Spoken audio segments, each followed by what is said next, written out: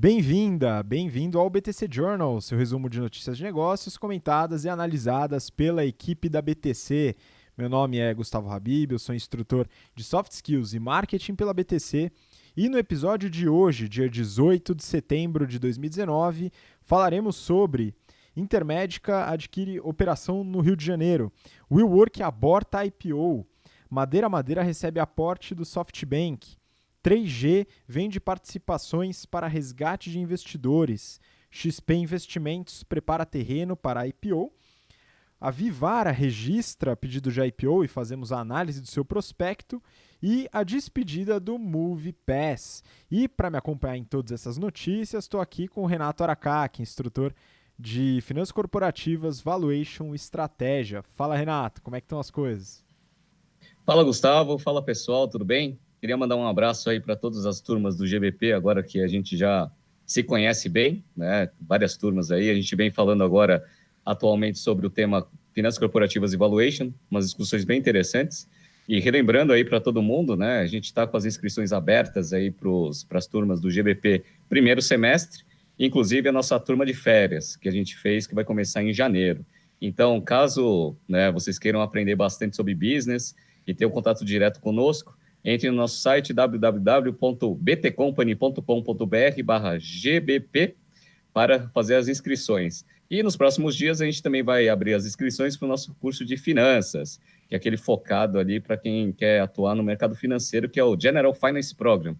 De novo, né, se vocês quiserem saber mais informações sobre o nosso curso, entre no nosso site, que é a mesma coisa, www.btcompany.com.br/GFP. E vamos para cima que tem notícia pra caramba para a gente falar hoje, hein?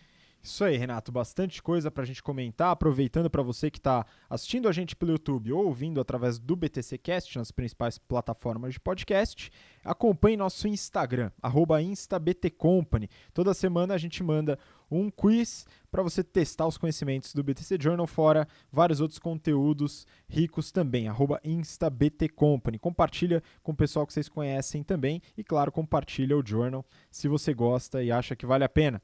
Vamos começar a primeira notícia então, Renato. Falar rapidamente, né, de uma empresa que a gente já analisou aqui no BTC Journal, né, anteriormente. Vou até compartilhar depois com vocês no YouTube o link do vídeo. Tá? Intermédica, essa daqui é do Valor Econômico. Né? Intermédica vai continuar investindo em aquisições no Rio. Né? Então a notícia fala sobre a aquisição da Serviços Médicos São José e Nancy e Companhia, né, o grupo SMED SJ. Né, esse grupo é um grupo que atua com hospitais e centros clínicos no Rio de Janeiro, e a aquisição foi no valor de 105 milhões de reais. Né? Então, uma operação relevante. Eles têm 106 leitos no Rio de Janeiro, dentre esses são 31 de UTI, 17 mil, mais ou menos 17 mil beneficiários de plano de saúde.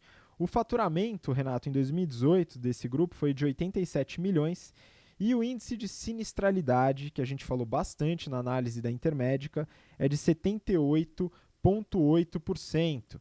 Tá? Então, Renato, o que você vê aí de desafio para a Intermédica para agregar aí esse grupo e o benefício, né, para a operação dela?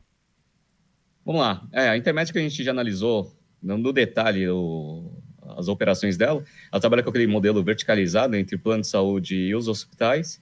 E uma das justificativas da aquisição foi justamente essa, né? Para a gente expandir o nosso plano de saúde, e, consequentemente, a gente tem que criar uma base de hospitais para conseguir atendê-los. Então, eles fizeram essa aquisição lá no Rio de Janeiro e tem bastante grande sinergia, né? Então, fora a estratégia que eles já mantêm de expansão fazendo, né, essas aquisições, eles conseguem ganhos de sinergia na parte de escala. Então, os hospitais, tudo que ele conseguir compartilhar com as operações existentes, né, tanto na parte de materiais quanto na parte administrativa, vai ter um ganho de sinergia forte. E uma das coisas que vai trazer uma sinergia forte também na parte do modelo de negócios é essa redução do índice de sinistralidade, que está em 78,8%, e a média ali da Intermédica gira em torno de 70% a 72%. Se você tem um menor índice de sinistralidade, você tem menos saída de caixa, consequentemente, você tem maior rentabilidade sobre a sua operação. Então, basicamente, é continuidade da estratégia de expansão do negócio pós-IPO e, obviamente, vamos ver se eles conseguem capturar todos esses ganhos de sinergia no modelo de negócio que eles aplicam, né? É um case bem interessante que a gente vai começar a analisar nas nossas aulas de estratégia. Exato, né? Um dos desafios que eu vejo nesse modelo de aquisição, né? Eles fazem expansão orgânica e inorgânica, né? E na aquisição é a garantia da qualidade da intermédica no serviço, tá? Então adequar todo o sistema da nova operação para a qualidade que eles pretendem deixar para o serviço, né? E aí é interessante, né, uma diferença entre o modelo da Intermédica e o modelo, por exemplo, da Prevent Senior, né, que faz a operação, o crescimento de forma orgânica, tá? E aí a garantia de qualidade acaba ficando um pouco mais fácil nesse sentido, né? Mas a dificuldade de expansão também. No caso, a Prevent Senior é capital fechado, um pouco mais difícil da gente avaliar, mas já pediram aqui, principalmente no Instagram, para a gente falar sobre a Qualicorp e a Redditor. A gente está juntando informações e falaremos nos próximos episódios, tá? Fica atento então. Bom, vamos continuar, Renato. Próxima notícia, né? A gente já falou bastante dessa novela e acabou a novela. Compartilho aqui com o pessoal que está vendo no YouTube, tá? Para quem não tá, valor econômico.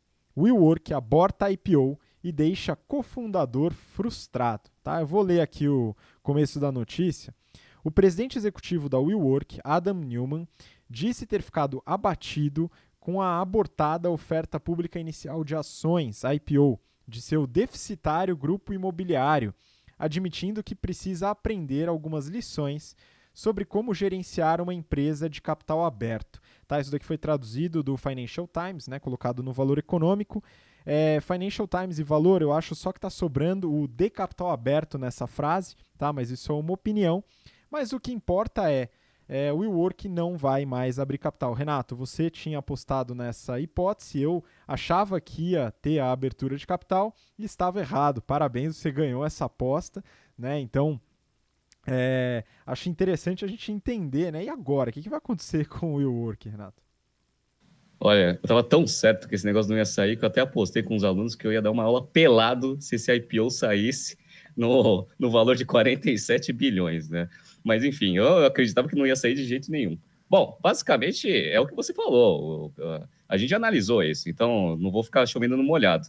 Resultados péssimos, modelo de negócio questionável e ainda geração de conflito de interesses em todos os aspectos do negócio. Então, obviamente, os investidores analisaram isso com frieza e aí sentiram que esse negócio não ia para frente. Tentaram reduzir o valuation, né, a precificação para 18 bi, fizeram um teste, os caras falaram nem ferrando, aí reduziram para 10. Falaram, e se for 10? Né? Também não, 10 não dá também. Ou seja, SoftBank está bem ferrado nesse investimento. Como eu já falei, já está provisionado a perda desse investimento. E, cara, uma coisa que eu fiquei feliz, né? Eu estava começando a me questionar se o que a gente ensinava no nosso curso estava fazendo sentido ou não. Por quê? Porque os alunos eles vinham questionando a gente, apesar de a gente já ter acertado bastante coisa, né? Netshoes, Forever 21 e outras empresas que a gente já falou que não tinham um futuro muito longo, com esse burburinho aí, né? Abertura de capital do Uber, do Lyft, etc., eu estava começando a me questionar se fazia sentido o que a gente estava ensinando em termos de valuation, né? E análise estratégica. Porque tudo que a gente fala é que esse negócio não tem futuro.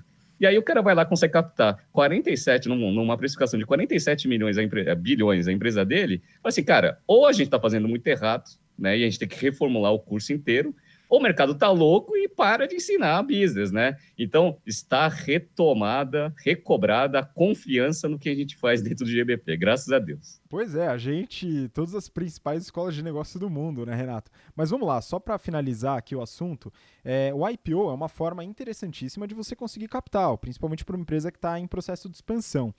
O WeWork tem, não no caso expansão, né, mas olha só, mais ou menos 35 bilhões de dólares de contratos não canceláveis com fornecedores, 700 milhões de dólares de dívidas junk, né, dívidas que eles consideram de baixa qualidade, altos juros e assim por diante. E esse valuation curto agora, tá? Como que eles vão conseguir dinheiro para pagar todas essas pendências? Olha, só achando alguém muito disposto a eventualmente entrar num risco absurdo, aqueles fundos árabes lá que geralmente investem, que não são investidores tão qualificados assim, ainda existem, então dá para captar com esses caras. E se não for, né, com IPO numa precificação extremamente baixa e o SoftBank aceitando que já tomou uma trolha e que quer manter a operação, né, viva por um tempo, cara, a única saída para esse negócio é a quebra total. Esse negócio ou vai ser vendido, mas vai ter que fazer uma grande separação aí de passivos aí para conseguir ter um mínimo valor para alguém, né? Ou esse negócio vai quebrar e vai fechar as operações. Não tem outras alternativas, não. Então, o que provavelmente eles vão fazer agora no curto prazo é tentar ver mais investidores para receber mais aporte. E aí são aqueles investidores que a gente não conhece muito aí a origem do dinheiro, né? Exatamente. Vamos acompanhar, né? Ainda tem chão para rolar nesse negócio. Mas vamos seguir, aproveitando o assunto que a gente falou do SoftBank. Né? O SoftBank fez mais uma investida no Brasil. Né? Vou compartilhar aqui, notícia também do Valor. SoftBank investe no Madeira Madeira. Né? Então, Madeira Madeira, para quem não conhece, é um grupo que trabalha com e-commerce do mercado de móveis e decoração. Né? Então, é venda de todos os itens para casa via internet, via comércio eletrônico. Né? E esse aporte, esse investimento foi de 110 milhões de dólares, Renato. E tem alguns pontos da reportagem que eu queria só colocar aqui que eu achei interessante.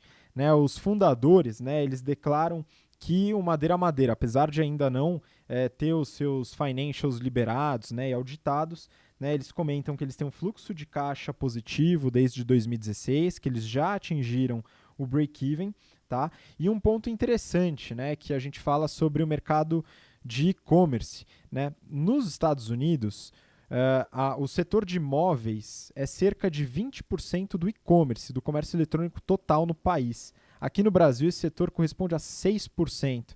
Então, a empresa vê, e o SoftBank, obviamente, vem uma expansão, um mercado em alto crescimento. Como é que você vê isso daí, esse investimento no Madeira Madeira, Renato?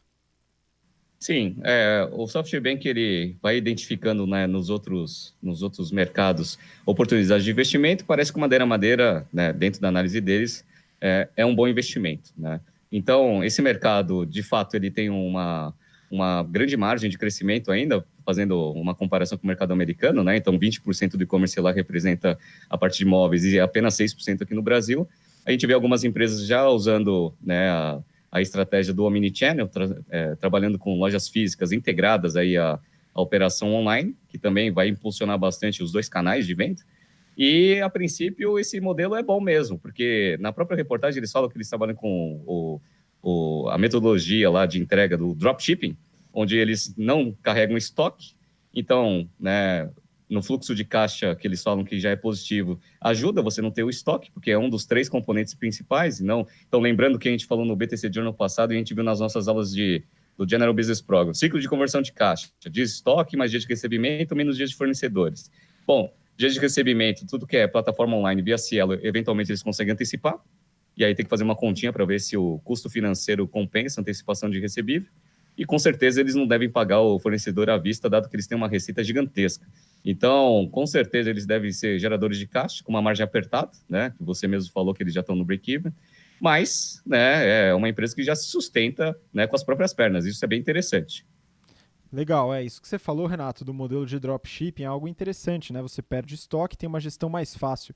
É importante só fazer esclarecimento aí rápido, bem simplificadamente, do modelo de dropshipping e o modelo de marketplace, né? Então, o dropshipping é esse modelo sem gestão de estoque, onde você faz a venda do produto, só que o produto ainda está sob a sua marca, né? No caso aqui, Madeira Madeira. O marketplace utiliza outras redes, outras marcas, para poder fazer sua venda também indireta, sem a gestão do estoque através da empresa. Né? Então, no caso, Madeira Madeira realiza os dois modelos, tanto materiais que são Madeira Madeira, no modelo de dropshipping, como a parte de marketplace vendendo produtos de outras empresas. Tá? Só para finalizar aqui sobre essa notícia, Renato, um dos concorrentes da Madeira Madeira no Brasil, no mercado de e-commerce, tá? Principalmente é a Mobile, né? E só mandando aí uma lembrança, né? O Yuri, nosso instrutor de soft skills, que atua na Mobile, né? E pediu para falar que a Mobile é mais legal. Então eu só queria passar esse ponto. Um abraço para o Yuri e para o pessoal da Mobile, e também uma boa sorte aí para o pessoal do Madeira Madeira. É um mercado realmente que eu acredito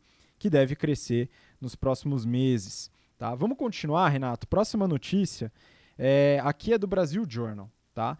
E essa falando sobre o grupo 3G. 3G vende craft restaurant brands para atender resgates. Tá? tá? A notícia ela é um desdobramento da situação dificílima pela qual passa a Kraft Heinz. Né, a gente já comentou aqui, já fizemos análise da Kraft Heinz em journals anteriores, né, e falamos da situação que vem tido dificuldades, teve o seu balanço sem divulgação no primeiro semestre, demorou muito para ter o balanço do primeiro semestre, do primeiro trimestre não havia sido aprovado pela auditora, né, então vários problemas, né, uma baixa contábil enorme aí no seu balanço, a gente avaliou aqui, e pelo resgate dos investidores, né, os investidores estão tirando dinheiro da empresa e o Grupo 3G precisa possibilitar isso. Então, fez a venda de participação para possibilitar esse resgate. Né? E segundo a reportagem, 713 milhões de dólares foram vendidos aí da 3G da Kraft Heinz, né? E nos últimos meses, aí, cerca de 3 bi de dólares pela Restaurant Brands International, que é uma das investidas do 3G, que é dona das seguintes marcas, né? A gente também já comentou, Burger King, né? Tim Hortons, que é uma grande rede de cafés, é tipo um Starbucks do Canadá, e a Popeyes, que ficou mais famosa no Brasil recentemente por ser uma experiência de estágio aí do deputado Eduardo Bolsonaro. Né? Enfim, Renato, como que você vê essa venda das participações? E outra, teve compra pela pessoa física, né, para ter retomada aí de confiança, né? Sim, esse processo é um processo bem natural de qualquer fundo. Então, ele tem o processo de captação, e aí, obviamente, o investidor ele coloca lá o dinheiro no fundo, pensando, obviamente, numa rentabilidade futura, e quando ele chega lá no target dele, ou por algum motivo qualquer, ele pede o resgate. Como o fundo ele fica todo alocado, para você conseguir honrar todos os resgates, você tem que começar a dar um pouco de liquidez aí nas alocações de recursos. Então, foi um processo natural. Obviamente, ele deve ter tido relevância aí com os resultados péssimos aí da Kraft Heinz, né? As ações caíram mais de 50% em relação ao pico de venda, até por causa de todos os problemas, mas a parte do restaurant, né, que você falou, ela está na máxima histórica, então deu uma compensada ali, um ativo que caiu bastante, outro subiu, a cota ali provavelmente dava um valor relevante, e aí a galera resgatou. Isso é a primeira coisa, processo natural. A segunda coisa é o seguinte, Jorge Paulo Lemann, por exemplo, comprando, né, ações para conseguir até dar um pouco de confiança, ele se justifica pelo fato de você ver que um dos sócios do fundo, ele mesmo está comprando ações, está mostrando que ele está confiante ali na valorização dela e confiante na gestão, né, para fazer esse turnaround no negócio. Então, isso daí ajuda também para não ter uma debandada geral de resgates do fundo e, consequentemente, aumentar também o interesse por novas captações. Então, é um movimento natural que existe. O Jorge Paulo Lemann também deve ter aumentado o dinheiro dele lá na participação da Kraft.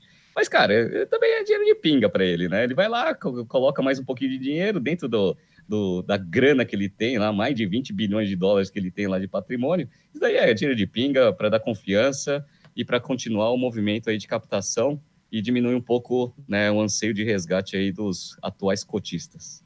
Pois é, hein? Haja pinga, hein, Renato? Mas é importante, né?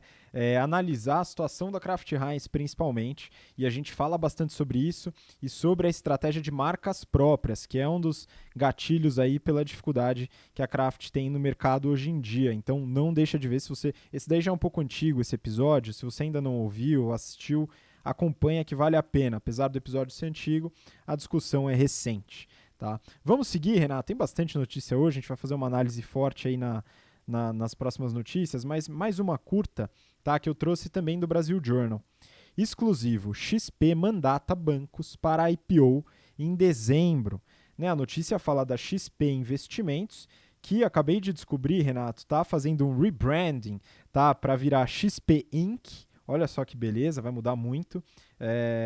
De qualquer forma, tá? A XP está preparando para o seu IPO.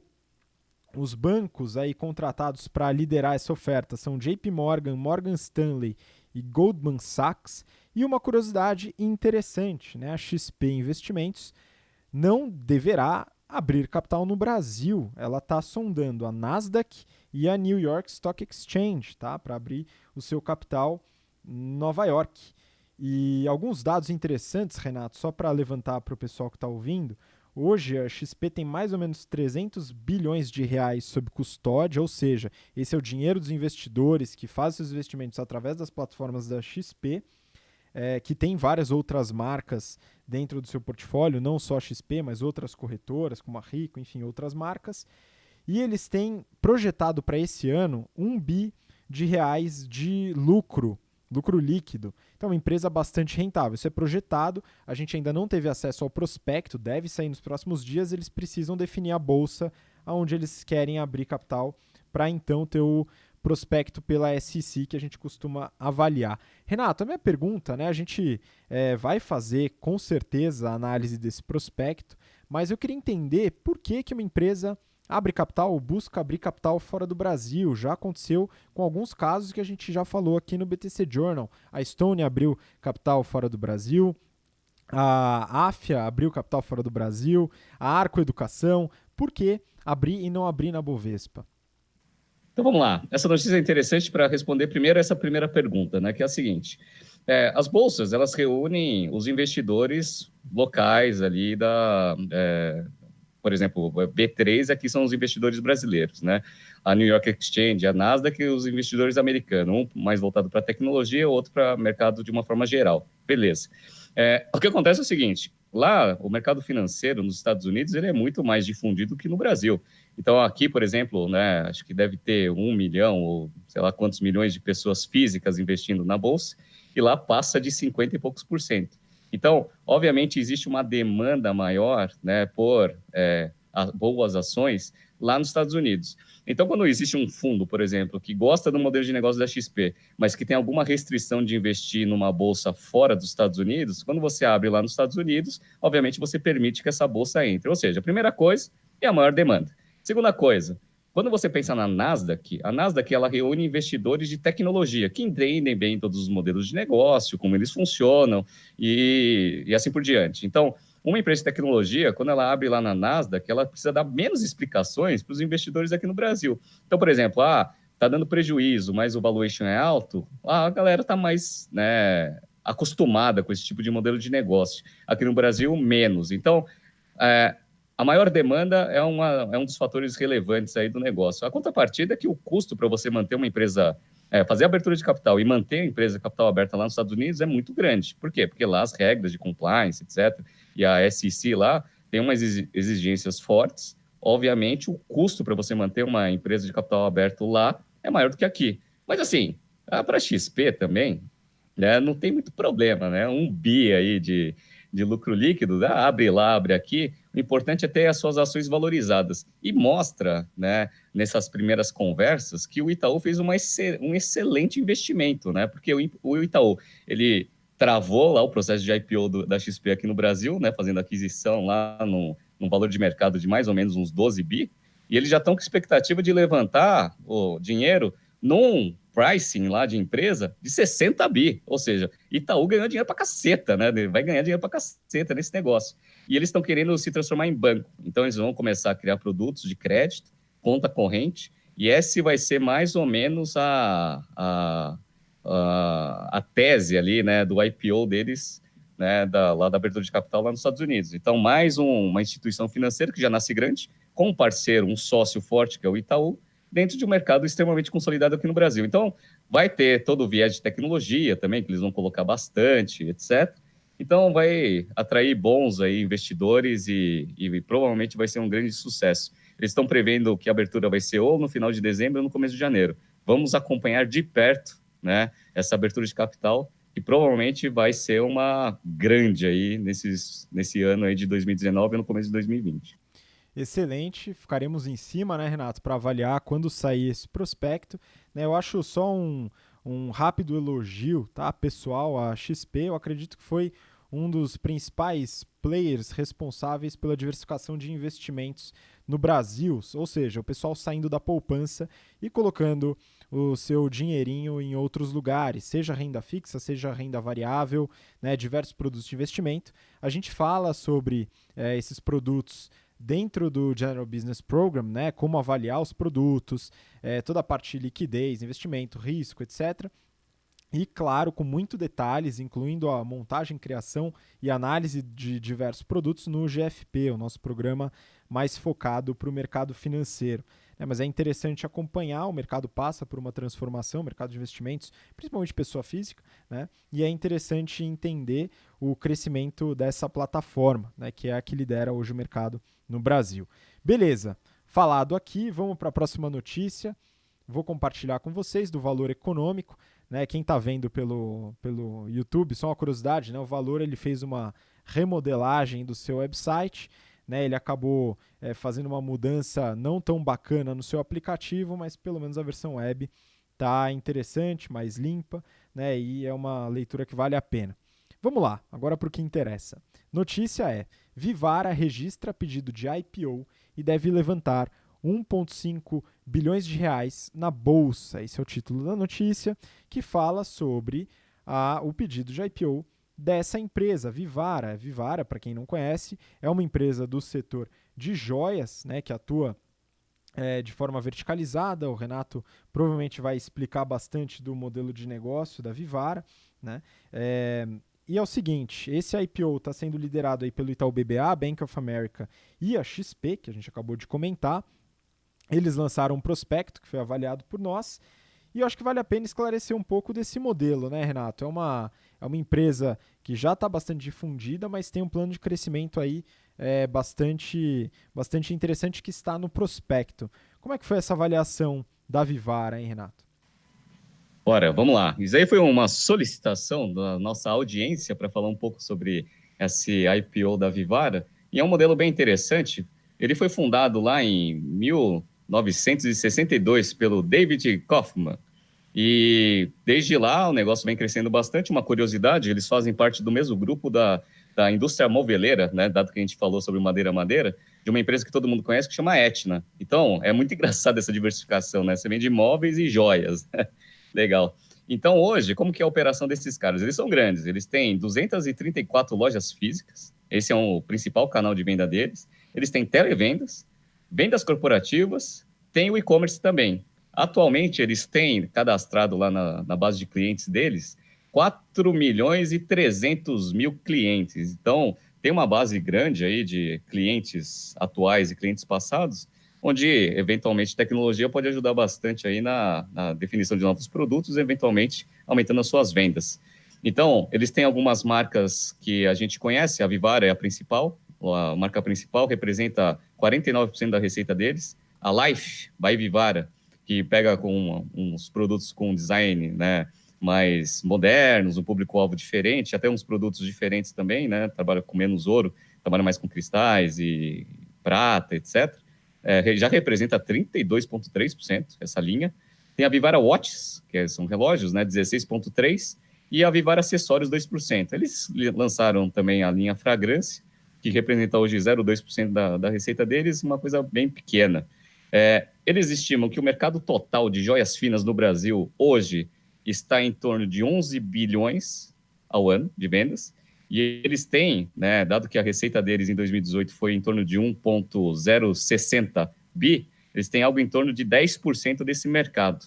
Quem são os principais concorrentes deles? Aqui no Brasil, né, tem a H Stern, né, que é uma loja também com um posicionamento um pouco mais acima, né, da Vivara.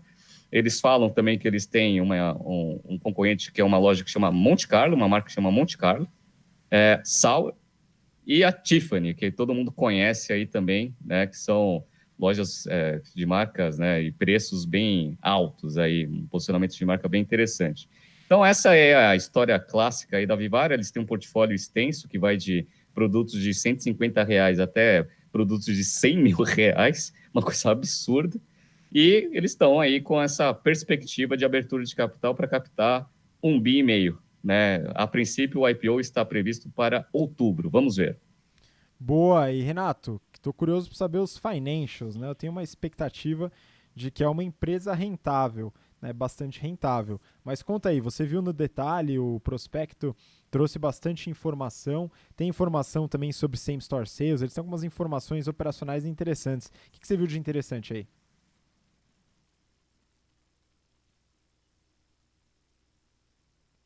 Renato? Não estou te escutando. Opa, desculpa aí, eu apertei o botão errado aqui. O legal de vocês, de todo mundo, e a gente incentiva, né, toda a audiência a olhar os prospectos, por quê? Porque toda empresa que vai abrir capital, ela tem que abrir todos os seus financials e toda a sua estratégia.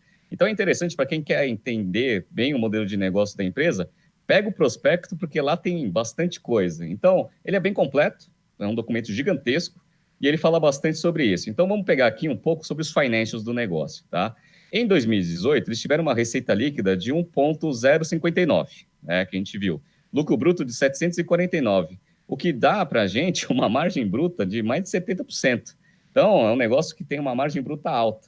Em 2018, eles tiveram um EBITDA ajustado de 245 milhões, com uma margem EBITDA de 23,2.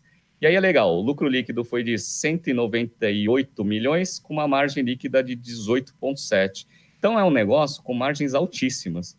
Uma coisa que a gente vem discutindo essa semana nas turmas do GBP e os ex-alunos já viram, é o famoso ROIC, né? O Return on Invested Capital, que eu gosto bastante de analisar. O ROIC ele foi de 42,2 em 2018, um puta no ROIC, ou seja, o lucro operacional que eles conseguem gerar com o capital operacional que eles têm, gera aí 42,2 de rentabilidade, isso é bom. E eles já aproveitaram e divulgaram também os resultados já do primeiro semestre aí de 2019. Então o negócio ali vem crescendo, né? Então eles tiveram um aumento de receita aí em torno de 12% de semi-store, receita total foi 12,8, semi-store sales foi 12,3, e vem basicamente tudo aumentando. A margem líquida aumentou 19 pontos percentuais. Isso é bom, né? Em relação ao primeiro semestre e do segundo semestre.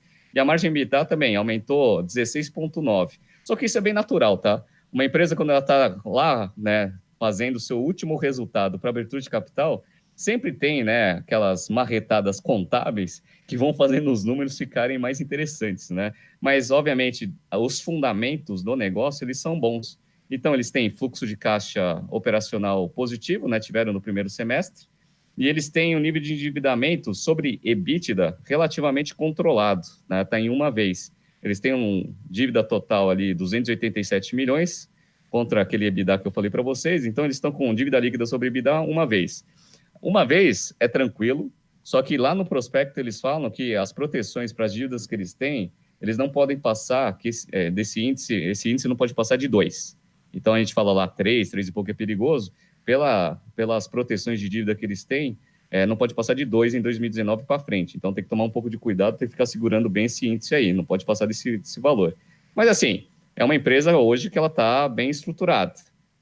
Uma coisa só que eu fico com bastante dúvida, essa esperança aí de captar 1,5 bi. Porque eu faço uma conta de padeiro, se eles estão ali com um EBITDA de mais ou menos ali uns 245 milhões, pegando um múltiplo de mercado de varejo aí, e via EBITDA, né, que é alto, tá? Vou pegar 10 vezes. Então, eles têm um enterprise value ali de mais ou menos 2,5 bi, né? Se eles têm uma dívida total ali, dívida líquida, de mais ou menos uns 200 e pouco, né? Eles estão ali com uns 2,3 aí de market cap. 1,5 quer dizer uma coisa, né? Ou eles vão, né, ser diluídos pra caramba nessa operação, né? Ou eles estão com uma expectativa de valuation muito alto, né? De duas uma, né? Então, eu tô meio receoso dentro desse valor. Estou achando que esse valor de captação é muito alto. E é legal também, né? Agora, fazendo também Minha a dúvida última. era justamente para que eles vão usar, né, Renato? Porque o valor parece alto para mim também, né, 1,5 bi de captação, mas para que eles precisam de tudo isso? Tem no plano do prospecto? Sim, então, toda vez que você vai fazer uma abertura de capital, você precisa, obviamente, falar para que você vai usar o dinheiro, né? O user of procedures, que a gente chama, né? Então, basicamente, eles estão ali com uma oferta, tudo que eles receberem primariamente, eles vão dividir o dinheiro, né, nessa composição que eu vou falar para vocês. Então, primeira coisa que eles estão pensando, dado que eles têm 10% de market share, eles acreditam que tem bastante espaço para crescimento. Então, 65% do dinheiro que eles vão captar vai ser para abertura de lojas físicas. Então, já está direcionado, 65% do que eles captarem, lojas físicas, tá? Expansão do Parque Fabril, porque eles produzem 15%, inclusive tem uma fábrica lá em Manaus. Lançamento de nova marca, então eles devem ter um projeto interno para criar uma nova marca ou para atacar um novo segmento, etc., 12,5% do dinheiro. E os outros 7,5% vai ser investimento em tecnologia e inovação. Principalmente, e eles falam isso no prospecto, para conseguir fazer aquela operação omnichannel, que a gente já vem falando bastante, que vai ser a tendência do varejo, começar a acontecer. Então, eles vão pegar 7,5% do negócio, né, de todo esse dinheiro aí, 1,5%, para inovação. Vamos ver, né? Então, é uma empresa que tem uns financials sólidos, né? Tem uns números bem interessantes, o nível de endividamento não está ruim, tá? Eles deram uma queimadinha de caixa aí nos últimos anos, eles vêm ajustando muito o balanço deles, até por causa dessas dívidas cruzadas que eles tinham lá com a Aetna, está descrito isso no prospecto. Eles estão fazendo uma arrumaçãozinha de casa, então tem bastante coisa para ajustar. Mas assim, se for pensar que a operação é do jeito que eles estão mostrando, e não tem nada de centro de serviço compartilhado ou despesa compartilhada ali com a Aetna, cara, parece que é um negócio que está em margens sólidas e a operação está crescendo. Parece ser uma boa oportunidade. Vamos ver aí se o valor que eles querem para essa operação vai ser de acordo com o que o mercado financeiro acha que é justo. Boa, não, vamos acompanhar com certeza, entender como que vai ser as expectativas de precificação. E, Renato, só para finalizar aqui sobre a Vivara, você falou da rentabilidade, das margens e também do Same Store Sales, que teve uma melhora nesse índice. E no varejo, esse índice é fundamental. Só esclarecendo para o pessoal que está ouvindo, né, o que é o Same Store Sales e qual que é a importância da análise desse indicador para a operação do varejo, isso em qualquer varejo, né? Sim, a gente falou sobre o Same Store Sales quando a gente analisou a Raia Drogasil. Basicamente é o quê? É pegar as lojas que estavam abertas ano passado e ver como que é o crescimento, como foi o crescimento de produtividade dessas lojas em termos de receita neste ano agora que a gente está analisando. Porque uma empresa que trabalha com loja física, ela pode aumentar sua receita abrindo novas lojas também. Então, o Same Store Sales, ele mostra isso, o aumento de performance das lojas que estavam abertas no ano anterior. Isso é importante até para saber se a expansão ela não está acontecendo de forma incorreta, ou seja, uma loja está comendo venda da outra, que a gente chama de processo de canibalização. Same Store positivo até corrobora um pouco do que eles estão falando, né? O mercado ele é um mercado potencial alto, temos um market share baixo em relação, né, ao mercado total, 10%. Então, existe bastante espaço e a gente tem competência de fazer essa expansão sem corroer a produtividade das lojas existentes. Então, o Same Store é isso, tá? Só que, ó, uma das coisas que eu gostaria só para finalizar essa notícia é o seguinte, eles colocam aqui os concorrentes que eu já falei para vocês, né? Que é a H Externa, a Monte Carlo, a Sauer e a Tiffany, beleza. Só que você mesmo ensina nas aulas de marketing que é aquele negócio do famoso substituto, né? Então, algumas empresas que eles não colocaram aqui como concorrentes, que eu acredito que sejam concorrentes em alguns aspectos, né, em alguns segmentos, em algumas épocas do ano, né, não estão colocadas aqui, que trabalham como substitutos. Então, por exemplo, eu colocaria aqui facilmente a Pandora, né, que também trabalha ali com aquela parte de acessórios, etc., e que entrou forte nesse mercado, inclusive, né, foi até, eu acredito, né, uma resposta nesse Life by Vivara, foi uma resposta a esse crescimento aí da Pandora.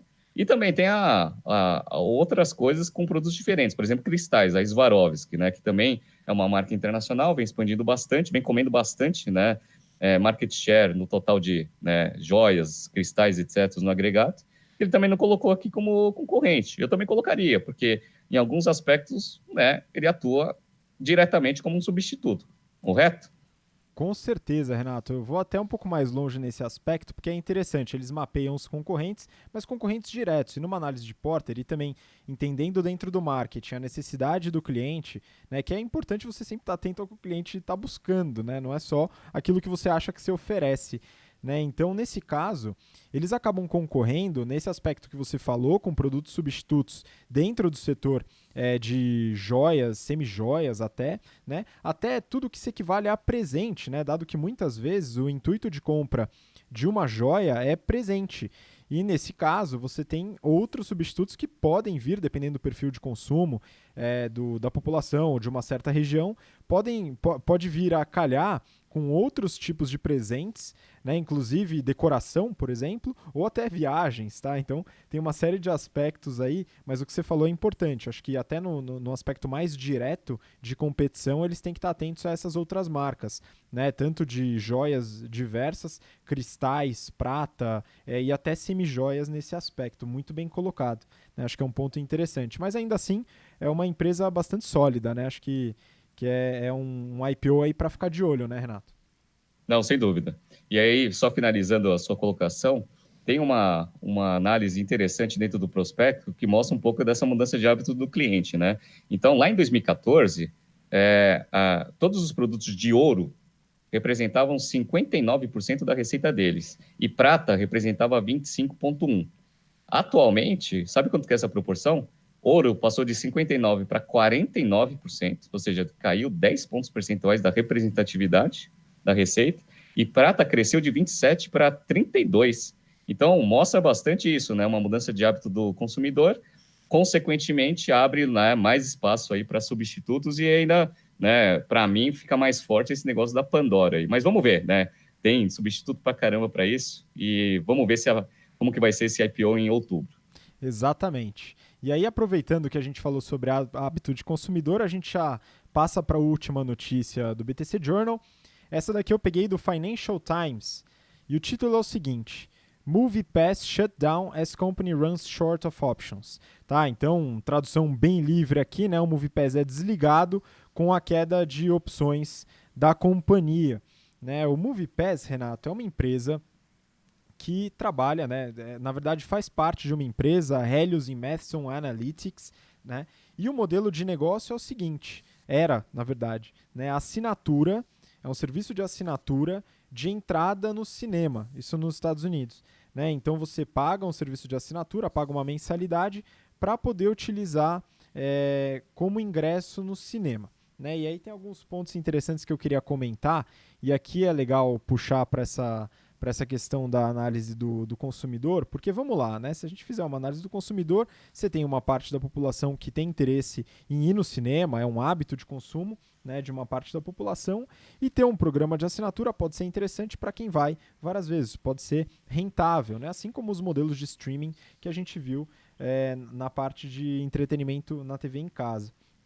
Né? Então, um pouquinho da história, né? O MoviePass, ele faz parte dessa Helios Matheson, que é uma empresa, é uma consultoria de analytics que foi fundada em 2009. Em 2017, adquiriu o controle do MoviePass e foi responsável pelo crescimento dessa plataforma. Tá? Em 2018, o MoviePass teve 3 milhões de assinantes. É um número impressionante. E aí tem a questão da assinatura. A assinatura já teve vários valores, né? Já chegou aí no patamar de $20, $40, mas aí nos últimos meses estava em $9,95 por mês, beleza? No começo dessa precificação havia uma limitação no uso dos ingressos, tá? Que era de 3 ingressos por mês. Né, com a insatisfação do público, né, analisando o público, isso eles fizeram muito bem, eles acabaram optando por deixar um plano ilimitado pelo mesmo preço. Né? Resultado, a empresa agora foi desligada porque não se sustentou. Tá? Só pegando alguns números rápidos aqui, né, essa Helios Matheson Analytics é uma empresa de capital aberto nos Estados Unidos.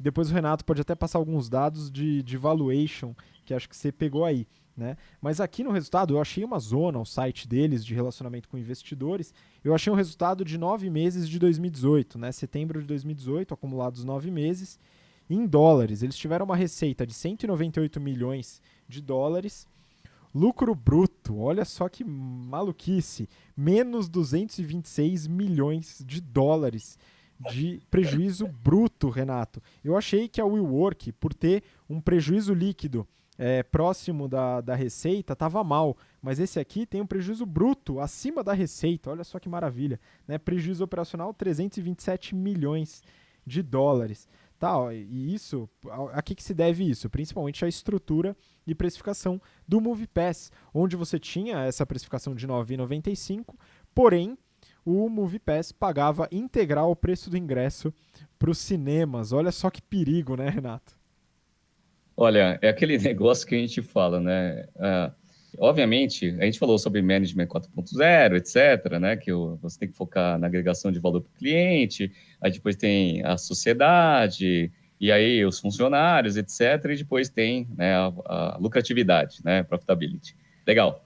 Só que, assim, uma coisa que eu gosto de deixar para os alunos, né, para eles ficarem ligados, né, quando uma empresa ela gera muito valor, entrega todo esse valor para o cliente, o que sobra para ela? Não sobra nada, né? E aí ela não consegue se sustentar no médio prazo, e nesse caso no curto prazo, para manter essa agregação de valor futura. Então, nesse caso, foi basicamente isso que aconteceu, né? Você relatou um negócio que é assim, né? O cara lá, você pagava R$ 9,90 e podia ir para o cinema todo dia, se você quisesse, ilimitado. Obviamente, o custo que você vai ter para manter esse tipo de agregação de valor para o cliente, ele é absurdo. No caso que você mostrou, é mais do que a receita que ele consegue gerar. E aí, obviamente, com uma margem bruta tão apertada, né, na verdade, negativa, né, estrondosa essa margem bruta, consequentemente, esse negócio não consegue ficar de pé. E não ficou de forma geral, né? Então, assim, é importante que toda vez que você monte um modelo de negócios, você pense, obviamente, na agregação de valor que você vai dar no cliente, em todos os aspectos, né, de agregação de marca, etc. e tal, e também como que a empresa vai se sustentar no médio prazo. Se você não cria um modelo de negócio que vai gerar dinheiro para a empresa se sustentar no longo prazo, você está fazendo uma aventura. E o que vai acontecer? Vai acontecer o que aconteceu. Sabe quanto que está o valor da ação dessa empresa que controla aí o MoviePass aí, ó? Hoje está assim 0,002 dólares. Ou seja, está menos de um centavo o negócio. E o histórico dessa ação é assim, ela já chegou num pico de 38 dólares. Valeu 38 dólares esse negócio e hoje vale rosca, zero. Ou seja, a empresa quebrou. Só que parece que o marketing, né, pelo menos a parte de branding, né, dessa MoviePass é bom. Consequentemente, o que vai acontecer? Ela vai ser vendida para alguém. Então, provavelmente, essa empresa ela vai tentar vender a única coisa que ela tem, que é a marca, né, para alguma outra empresa, para ver se ela consegue quitar um pouco aí do passivo gigantesco que essa empresa tem, até por ter acumulado bastante prejuízo. É aquele negócio que a gente falou. Agregou tanto valor para o cliente que quebrou. Fantástico. Maravilha. Não, um ponto que até as pessoas podem se perguntar, mas poxa, esse modelo de negócio será que ele é insustentável? Não dá para trabalhar com assinatura de cinema? Não sei, tem que ter um tempo aí para analisar se ele é sustentável ou não como modelo de negócio, mas não era o único player do mercado. A AMC, que é uma das gigantes aí do mercado de cinema nos Estados Unidos, que tem salas de cinema, etc., eles têm um modelo de assinatura. Tá, o modelo hoje, a precificação, peguei aqui, é R$19,95 por mês, dólares, e eles têm uma limitação de 3 filmes por semana.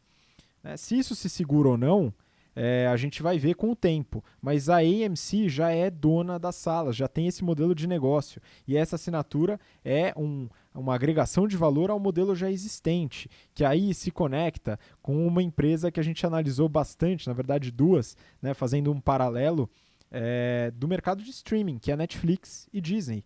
A Netflix ela faz o serviço de assinatura de streaming e partiu desse modelo de negócio. A Disney, por sua vez, já é uma empresa de conteúdo e diversos outros modelos de negócio que a gente já avaliou no BTC Journal e tem agora, está saindo do forno, o seu serviço de streaming como agregação de valor a mais para o seu cliente. Então é importante notar que o modelo de negócio pode ter funcionalidade, mas muitas vezes depende do ambiente da empresa onde ele se sustenta, se ele é o principal modelo de negócio da empresa ou não, e também como que funciona a sua estrutura de fornecimento, né? Não, sem dúvida. Me falaram esses dias que tem algumas novas empresas aí tentando fazer aluguel de bicicleta elétrica. E aí fizeram um teste num prédio onde um amigo meu trabalhava e ele falou o seguinte, cara, eu achei meio caro, porque para você alugar lá a diária lá da bicicleta, achei, sei lá quanto que era, R$ 50, R$ 60, né, para você alugar. Aí ele falou assim, pô, caro pra caramba, eu prefiro usar essas bikes aí que existem aí. Aí o que eu falei para ele foi basicamente o seguinte, eu falei assim, olha, é uma empresa nova, provavelmente eles estão testando o modelo de negócio com o cliente na precificação que eles sabem que eles precisam ter, né, praticar para conseguir se sustentar no longo prazo. Então, provavelmente deve ser um teste, eles estão vendo, né, se existe, né, aderência aí com os clientes, se eles vão de fato pagar R$ 50, R$ 60 com essas bicicletas, para ver se essa precificação funciona. Aí não funciona, beleza. Por quanto que funciona? R$ 10, beleza. R$ 10 cobre os nossos custos? presentes? Não. Beleza. Eu consigo criar uma estratégia para R$ 10 conseguir cobrir os custos futuros com grande escala, sinergia e outros negócios? Também não. Então, cara, você não tem um negócio. Então, beleza, fez o teste, funcionou, fez teste de mercado, não deu certo? Não lança o serviço, né? Não tenta ficar ajustando ali o preço, né, com o serviço e o custo, para depois tentar forçar para o mercado uma solução que, na verdade, não é sustentável financeiramente. Então, esses caras fizeram basicamente isso, né? Foram lá, tentaram dar uma ajustada. Não, o cara usa R$19,95 três vezes, vamos fazer um negócio melhor. R$9,90 ilimitado. Beleza, quebrou aí, fantástico. Então, isso daqui é importante e até conectado com isso que você está falando, né? A empresa muitas vezes tem expectativa de fazer uma redução de preço para entrar com o mercado, ganhar market share e depois subir o preço. Tem que tomar muito cuidado com isso, porque ao precificar você está marcando um posicionamento de marca e também está mostrando para o seu consumidor que aquele é o preço justo. Então, ao aumentar o preço para sustentabilidade, é um movimento também que tem que tomar com muito cuidado, né? Bom, esse foi o último tema do BTC Journal de hoje. Então, Renato, se quiser mandar seu recado final para a galera, manda aí. Bom, pessoal, muito obrigado. Desculpa aí eu ter desligado meu microfone no meio da minha fala, né? Mal aí. Bom, um abraço aí para todas as turmas. Hoje, ministro aula ali nas turmas da Paulista, hoje e amanhã. Sabadão estou de folga, porque semana passada dei aula lá em Campinas. As turmas são muito fortes, estamos gostando bastante. E para quem quer fazer parte da nosso clã ali de alunos, não se esqueça de se inscrever nos nossos sites, tanto turmas do General Business Program como do GFP, elas vão estar com inscrições abertas, o GBP já está. Então, entre no nosso site e teremos o prazer aí de tê-los aí como nossos alunos e até semana que vem com mais notícias aqui no BTC Journal. Muito obrigado, Renato. Muito obrigado a você que acompanhou a gente até agora. Não esquece de seguir a gente no Instagram, @instabtcompany, e compartilhar o conteúdo com quem você acha que deve compartilhar. Muito obrigado, nos vemos na próxima semana. Um grande abraço, tchau, tchau.